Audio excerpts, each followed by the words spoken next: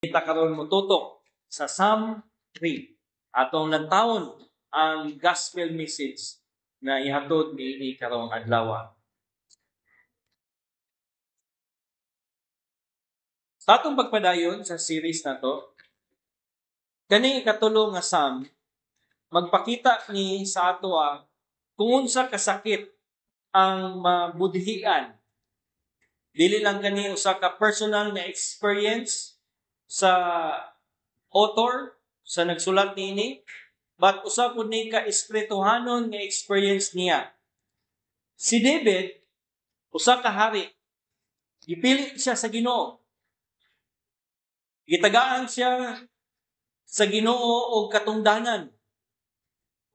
But isip nga usa ka hari, niabot ang time nga natigulang na siya.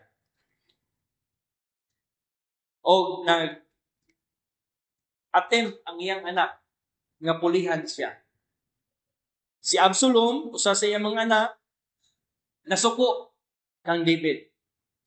Tungod nga daghan pod og mga family nga affairs nga naghatod ani sa iyaha. Napungot siya. Busa napatay niya ang usa sa iyang mga igsuon. Sa pagpatay ni Absalom sa iyang igsuon, tungod usab sa iyang kapungot, kay ang iyang igsuon na gibuhat nga nautan pod sa iyang igsuon nga babae. So, pakita nimo ang background nga naghinahinay o bukal ang mga dugo nila. Nga naghatod kang Absalom nga nangita pod sa pamaagi nga i-take down ang iyang papa. So sa paghatod niini nga sa iyang kapungot,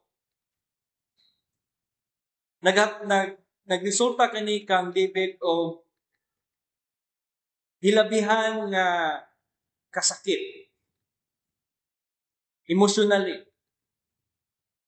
mentally, physically. Nagatod kani sa iya og kahadlok usab. But naibala na to sa atong pagtuon sa pulong sa Ginoo. Nga walay nahitabo nga dinis kalibutan nga aksidente. Gidesign gid ni sa Ginoo o gi-purpose niya. Maskin pan o sakit kini para kang David. But gigamit ni sa Ginoo para masabtan usab niya ang proseso sa pag-atiman sa Ginoo sa usa ka tawo alang kaniya personally. In this way, ang Ginoo nagalihok in his life sa pagtudlo sa iyaha, sa pag-purify sa iyaha, sa pagpakita nga dapat siya magtubo padayon paglikod sa iyang pagtuo sa Amahan. Mao na nga despite aning tanan nga panghitabo, as a Christian, gisulat ni David para dili madaot ang iyang pamilya or maghatod og kadaot bad image sa iyang pamilya. But gisulat ni David para ipakita nga daghan ta og mga imperfection as Christian, as magtotoo. Daghan ta og mga ma-experiencehan nga kapungot, kasakit gikan sa atong mga kaaway. Pero kani gigamit ni sa Ginoo tanan para tudluan si David nga ang Ginoo is in control ani o behind ani, is at work para siya gayon maumol pagyud nga mahimo siyang sama sa iyang anak nga si Jesucristo. Apan, kani dili lang may tungod kang David. But, isip nga usa ka Kristohanon, anaata ani pod nga experience. Apil ta sa mga pulong dinhi na gisulat ni David, makita nato pod ang atong kinabuhi dinhi.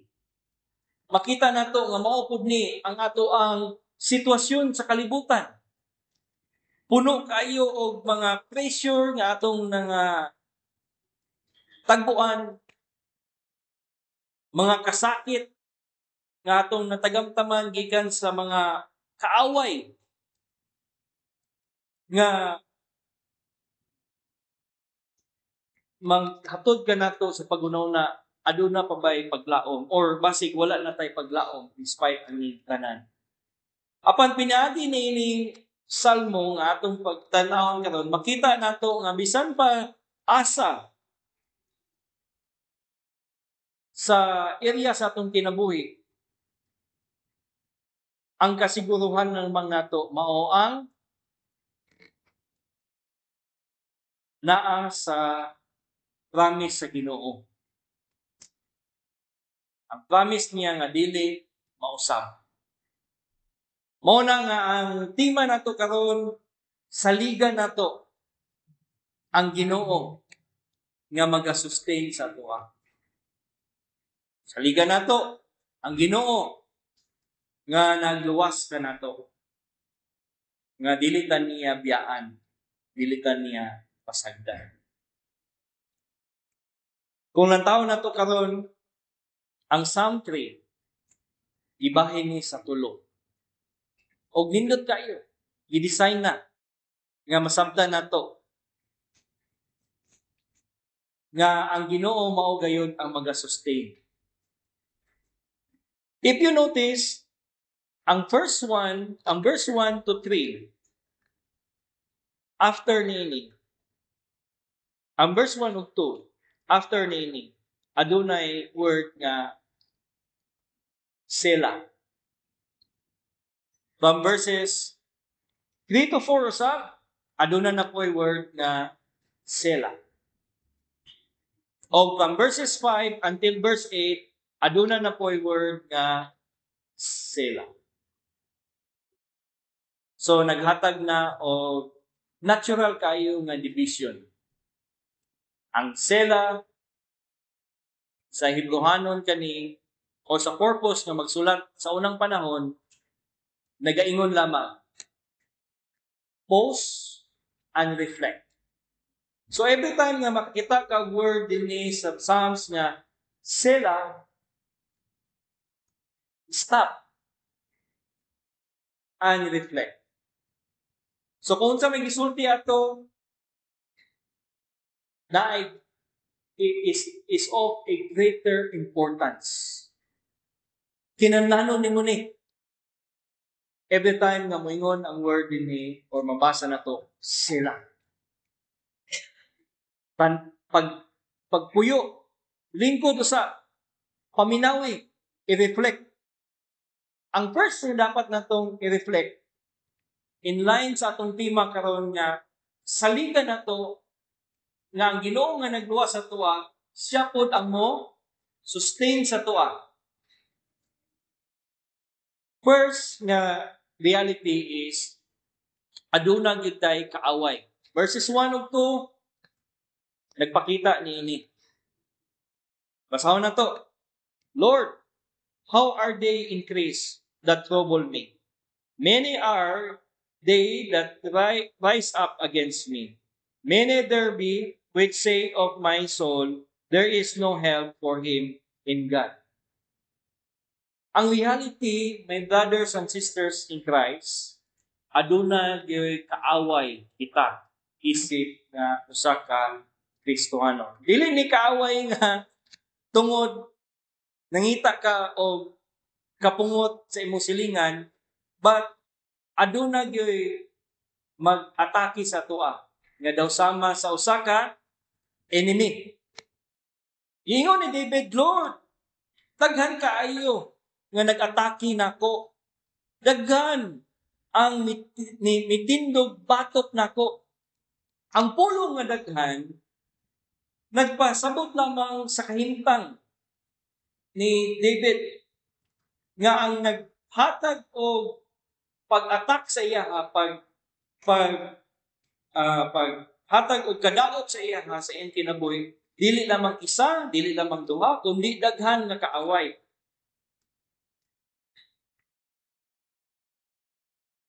Ibala na to nga ang presensya sa mga kaaway dili lang pasabot nga wala ang Ginoo. Na ang Ginoo. Pero aduna gyapon tay naay kaaway nga mo buot nga mo hatag og kadaot sa ato ang kinabuhi. Sa Ephesians chapter 6 verse 12 nagaingon si Apostle Paul,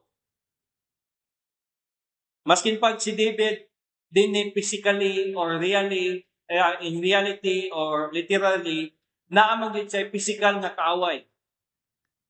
Pero as Christians usab kita adunay kaaway.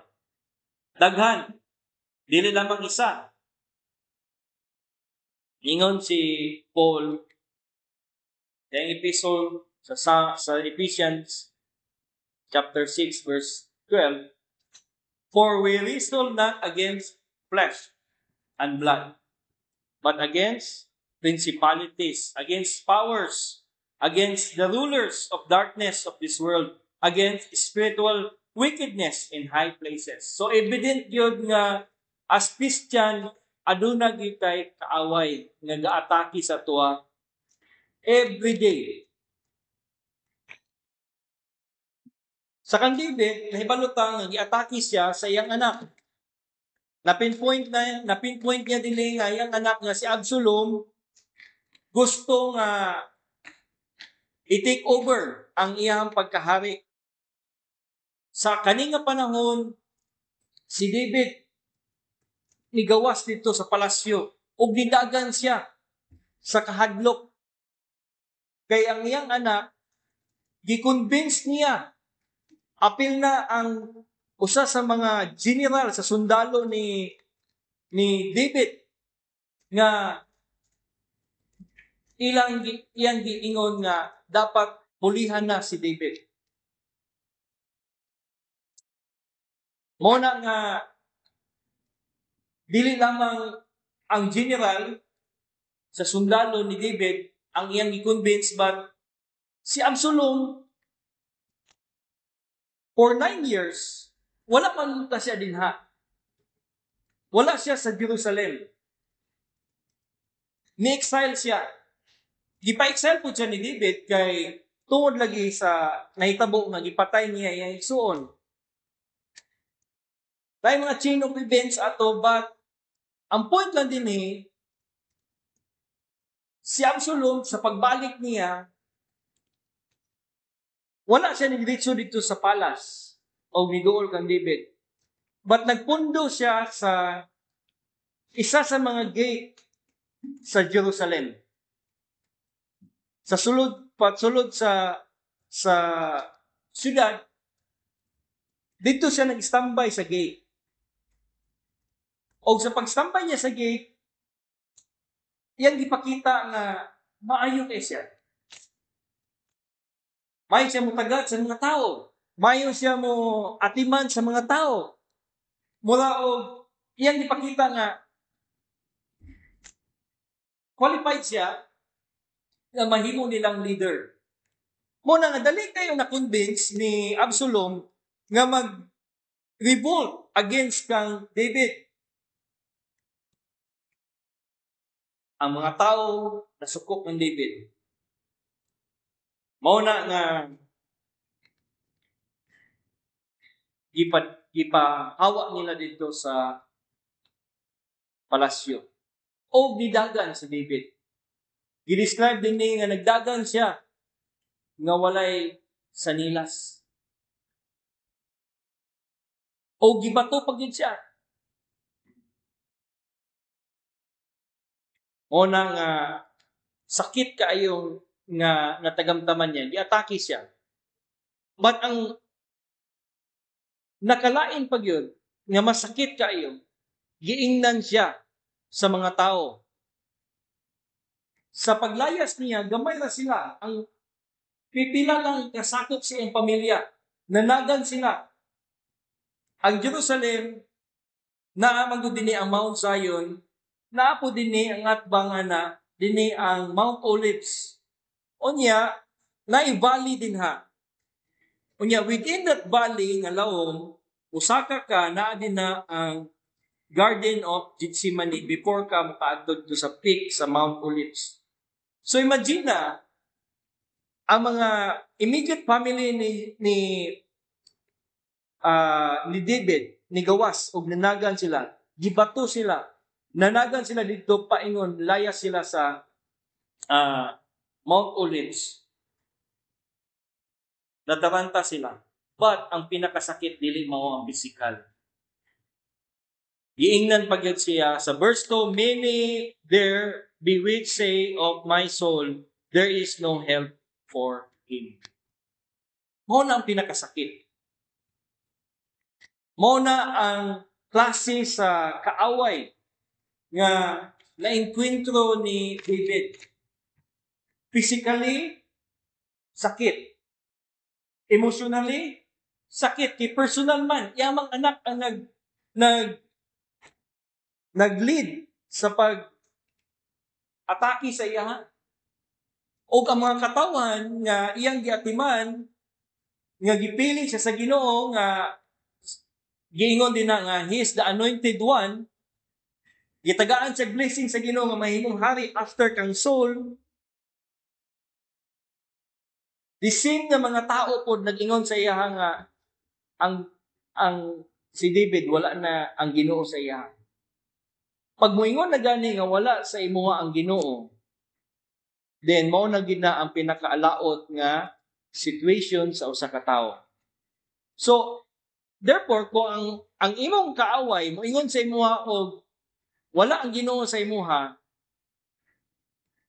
nagpasabot na nga adunay dali kayo nga mabuhat sa kaaway sa imuha.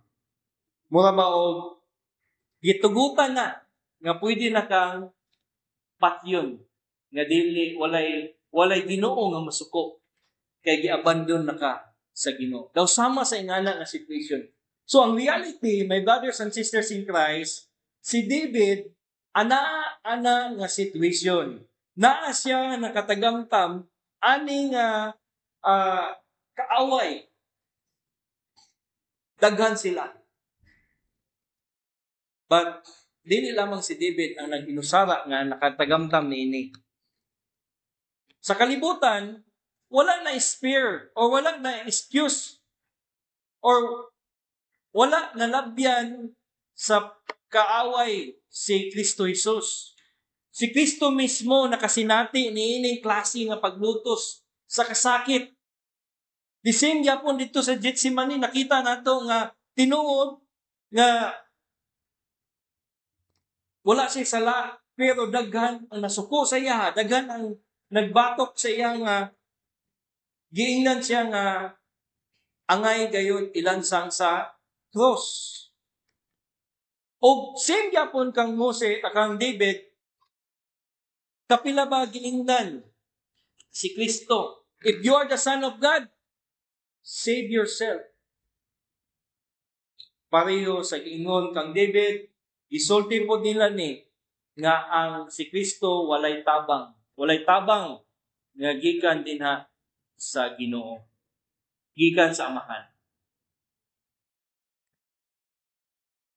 Apan, maskin pa o nakita nato nga si Kristo gilansang na sa dito sa cross. Tanan na ni hatod sa iya o ni against na sa kang Kristo. Nidapit na to ang mga uban nga nagtuo kang Kristo nga siya na igahom. Ang uban sila nidapit na o niapil po paglutos kang Kristo. But nakita po nato nga wala siya pasagdi sa Ginoo. Usa, alam ka na to, mga kaigsunan, in reality, sama kang David, sama kang Kristo, aduna tay daghan kaayo nga kaaway. Daghan nga gubat ang naapod nato nga katagamtaman every day sa atong kinabuhi.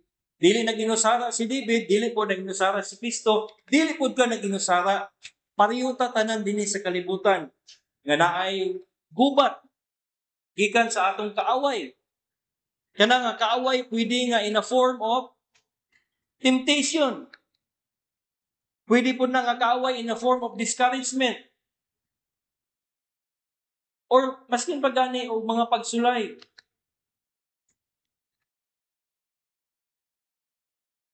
O naapag-imusulti sa tuang nga maghatag discouragement nga moingon nga wala na nay Ginoo nga mutabang sa iya. Inumdumi nga si Kristo mismo miagi niini una pa kanato. Og tungod kay siya nakadaog man niini ikaw pod nga united or in union with Christ tabangan sa Ginoo. Nga dili tapod mapildi sa atong kaaway. Kaaway nga tentasyon, kaaway nga mga discouragement, kaaway nga mga trials, dili ta mapildi ana, tabangan ta sa Ginoo. Sa John chapter 16 verse 33. Nagingon si Jesucristo, "These things I have spoken unto you, that in me ye might have peace. In the world ye shall have tribulation." Walay exempted sa tuang ng mga Christian nga walay tribulation. Mao kini ang represent din ni nga gi-compare ni David nga kaaway. Ang atong mga tribulation kaaway nato. But nagaingon ni Jesus Christ, "Be of good cheer, because I have overcome the world." Ang Ginoo mao ang nagtabang sa tuwa. Muna nga moadto ta karon dinhi nga sa pagtabang sa Ginoo sa tuwag. Nag-picture kani karon og sama sa usa ka sundalo. Kay usa man ni ka gubat. Usa man ni ka kaaway ang gigubat nato. So ang Ginoo karon niingon sama kang David, niingon siya nga ang Ginoo karon mao ang iyang shield, mao ang nagtabang sa iya, naghimong taming, nagdepensa kang David. So Psalms 3 verse 3 to 4, nagaingon siya, "But thou, O Lord, art a shield for me, my glory and the lifter up of mine head. I cried unto the Lord with my voice, and He heard me out of His holy hill." Selah. Pagkahuman nga giatake si David sa iya mga kaaway, naginusara lang siya o pipila lang kaniya mga kauban sa iyang family. After nga murag nawad-an na sa paglaom si David, nikalit siya sa pagsulti nga niyon, "Pero ikaw, O Ginoo, mao ang akong shield, ang akong glory, o ang nagtabang sa pag-lift up sa akong ulo." Nindot kayo kini nga statement. Kay mao kini ang turning point. Kung lantaw na to, pinakaubos kayo kay ganina, kay gibatok na yun ang tanan ng mga kaaway, nagsipok na, nagtinabanga na sila, nag-join forces na sila against David. But, ang Ginoo, ningon si David, "You are my shield." Sa unang panahon, ang shield, mao ni ang ginagamit sa usa ka sundalo. Usa ka sundalo nga usa kini ka armor niya nga iyang gagamiton. Ang other words ni buckler. Pero ang shield, ang buckler gamay siya pero ang shield dako siya. Mas dako nga size sa buckler. O ang shield ang purpose mao ang pag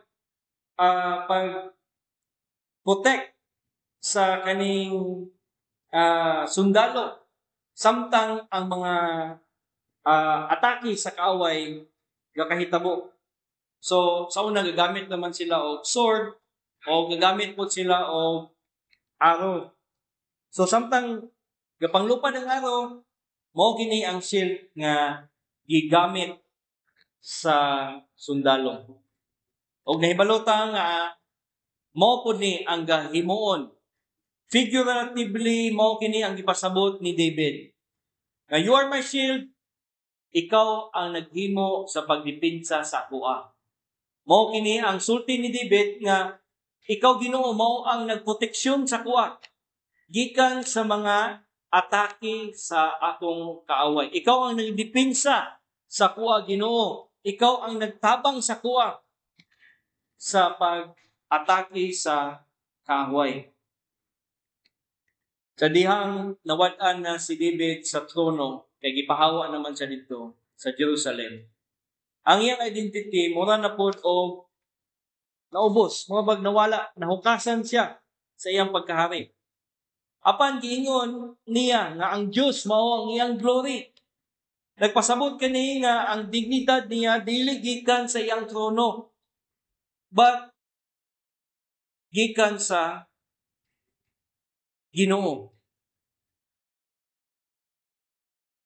Later on, ingon na po siya nga, you have left up my head. Now, simpre, si David, usa ka hari, nidagan siya, nilayas siya, wala si gahom, gikan sa pinakagamhanan, nahimong walay gahom, naghatod kato kaniya, o dako kayo nga, kaulaw. O ang kaulaw sa tao, makita ni sa usa ka posture, mo nang mudukok ka. Diba? Kung maulaw mo sa katao, mudukok siya. But sama sa inyo ni David, ikaw Ginoo mao ang lift up sa ako ang ulo. Nga dili ko maulaw. Dili ko angay nga mahadlok. Kaya ang Diyos mao ang naghatag sa iya o pagtabang. Ang shield, ang glory, ang paglift sa Ginoo sa ulo ni David, nagpakita lamang na nga dili gayud ginabiyaan sa Ginoo ang iyang mga katawan. Sa time nga atakihon siya sa kaaway. Si David physically, literally, anaa ang mubatok sa iyahang kaning lawas. Mupatay sa iyaha. But si Kristo, usab, nakatagamtam niya. Nakatagamtam si Kristo sa mga pagsulay nga giatake siya sa mga kaaway.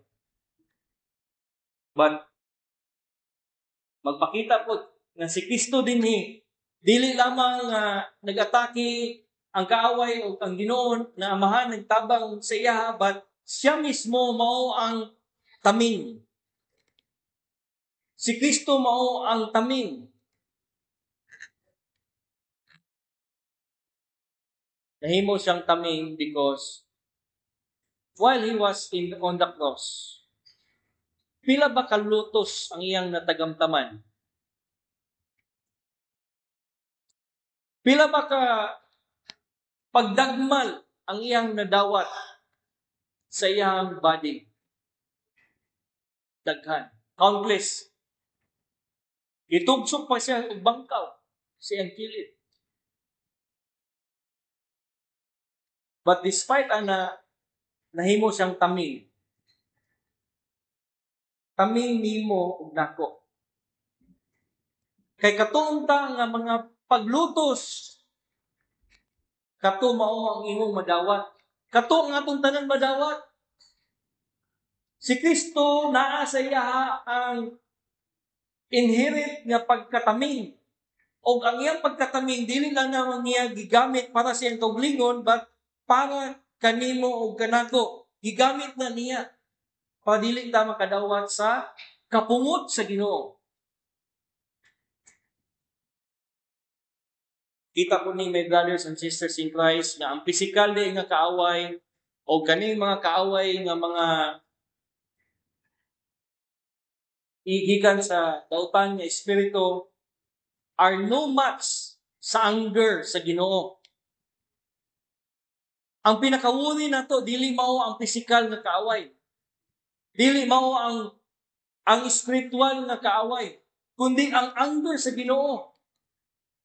But yes, si Kristo lamang ang shield nato. Nasama kang David, nakaingon siya, "You are my shield." Si Kristo lamang usab mao ang glory. Kay ang iyang righteousness nagpakita samtang naa siya dito sa cross ug maski pagani before siya gilansang sa cross nagpakita nga aduna siya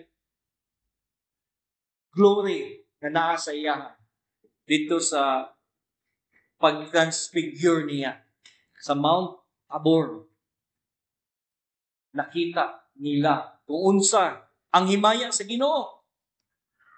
O katong nga himaya, my brothers and sisters in Christ,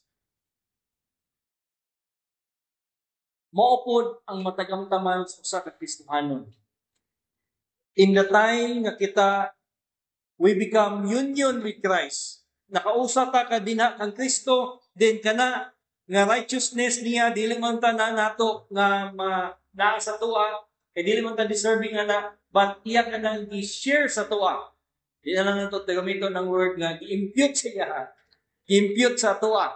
No, but maski nung sa pa na imputation, i-share sa tuwa, it only means nga ang glory sa usa ka tawo sama kan David, iyang nalantaw nga ang iyang pagkahari did not give him his own glory. The same thing sa ato, my brothers and sisters in Christ. Spiritually speaking, kitang tanan, sama kang David karon, adunay kaaway. O ang kaaway nato mag-discourage sa tuwa, maghatod sa tuwa sa pinaka-low nato nga situation sa atong kinabuhi, sa atong pinaka-lowest nga point sa atong kinabuhi. O daw sama sa wala na gitay identity. But ang glory nato dili man gikan sa tuwa, gikan man sa Ginoo nga na-overcome niyang kalibutan, ang tanan. So mauna nga ikaw po dako, when we are united with Christ, nakadawat ta aning shield, nakadawat po ta aning glory nga gikan sa Ginoo. O kani nga glory, nobody can take this away gikan sa tuwa. Kay ang Ginoo man si Kristo ang naa niini naghatag para kanato. Now, He is also our nag-lift up sa tuwa sa atong mga kauglingon. Remember na si Jesus Christ, after sa cross, namatay siya. Sa iyang pagkamatay, pwede kang ngit-ngit ang kalibutan. Imagine nun, nigawas yun. Sa wala si Kristo, ningit-ngit ang katibukan na kalibutan. But, wala man siya nagpabilin nga namatay. Nabanaw siya. O pinaagi siya ng pagkabanhaw, ang shame na dapat para sa tuwa. Si Kristo po mismo, in that way, ang shame nga iyang nadawat, ang iya ka nang na defeat. So, sa resurrection, ipakita nga ang kaning kaulaw no nga nabati sa usa ka tawo tungod sa iyang sala in Christ kana usab na wala. Si Kristo naghatod og pagpakita sa tuang ayaw og guol. Lift up niya nga atong ulo mura ba og nagunaw na ta nga wala na ipaglaom, pero at the resurrection ni Jesus Christ, sa pagkabanhaw niya, nakakita ta og himaya. Nakita tag paglaom. Mo na nga si David wala lamang naglantaw sa physical na kaaway, but usab sa espirituhanon nga kaaway. Nga ang Ginoo mao ang iyang shield, glory, og nag-lift up usab sa iyang ulo. O kitang mga Kristohanon tanan, amo anaa pod ni ana. Ningon si Isaiah sa 41 verse 10, "Fear thou not, for I am with thee. Be not dismayed, for I am thy God. I will strengthen thee. I will help thee. I will uphold thee with the right hand of my righteousness." Mao kana ang mahitabo kang David, mahitabo kang Kristo, o mahitabo kanato nga naa in union with Christ. But dili lamang gahatag o kami, dili lamang gaproteksyon. But ang Ginoo usab sa following verses, ipakita ni David nga muatake usab. Verse 5 to 8. Sa katapusan, ningon si David, "Arise, O Lord, save me. Salvation belongs to the Lord." Ang phrase niya, arise, usan ni siya ka military nga command. Sa Israel, pag moingon ang ilang sundalo, ang ilang general, arise. Naghatag na kana o pagpasabot nga giandam na sa Ginoo ang mga sundalo nag-andam na, nagahulat na nga muatake. So, the same thing, kung moingon na si David nga arise, O Lord, nagpasabot ka na nga mulihok na ang Ginoo sa pag-atake sa iyang kaaway. Mo na nga nalantaw na to nga dili lamang ta ginaproteksyonan sa Ginoo sa atong kaaway. But ang Ginoo mismo mao ang muatake sa atong kaaway.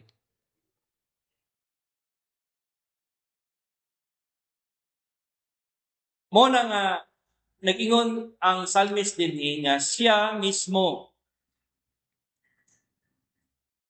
nag-confess nga kung dili mo away, dili mo atake ang Ginoo para sa iya, para sa iyang kaaway, dili siya maluwas. Verse 7, ingon din i-describe nga God has broken the teeth of the ungodly. Remember, ang teeth, sama sa usa ka animal, gagamiton kini sa pagpamaa, sa pagkumbat. But ang Ginoo has broken all that teeth. Wala na ikusog ang kaaway. Mo kini ang nadawat ni David nga nabati niya gikan sa iyang kaaway na nakita niya, pasalamat siya nga ang Ginoo mao ang nag-anam-anam. Kay after ana, wala man naka-take over si Absalom. Wala man nakapadayon si Absalom sa pag-take down kang David. Nakabalik man si David yapon sa trono. Naamang yapon siya, nagpabilin man siya.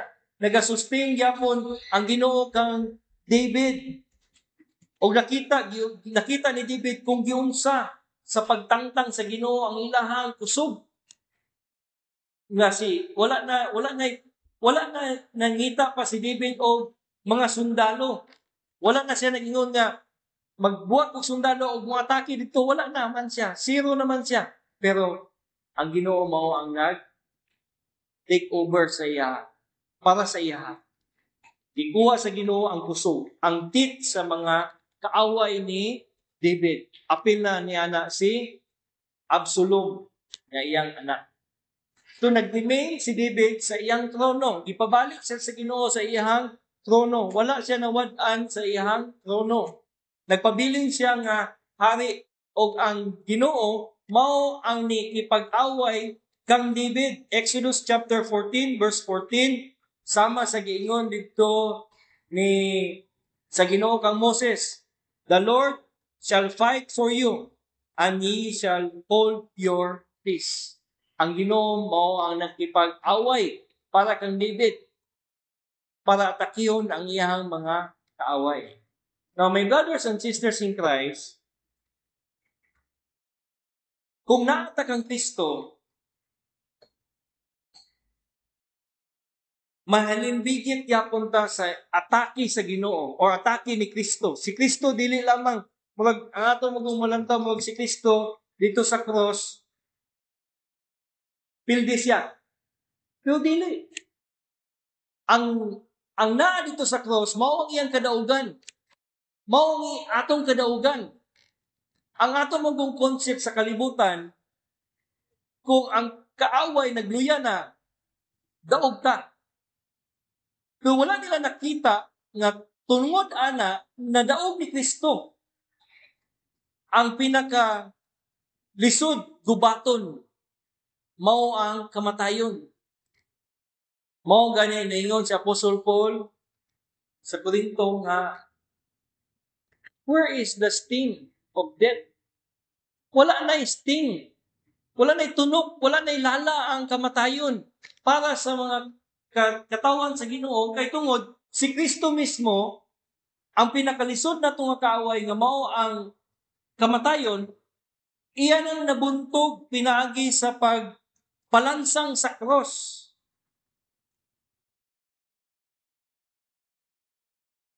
Now, para sa usa ka military, mura og dili to kaayo epektibo nga strategy.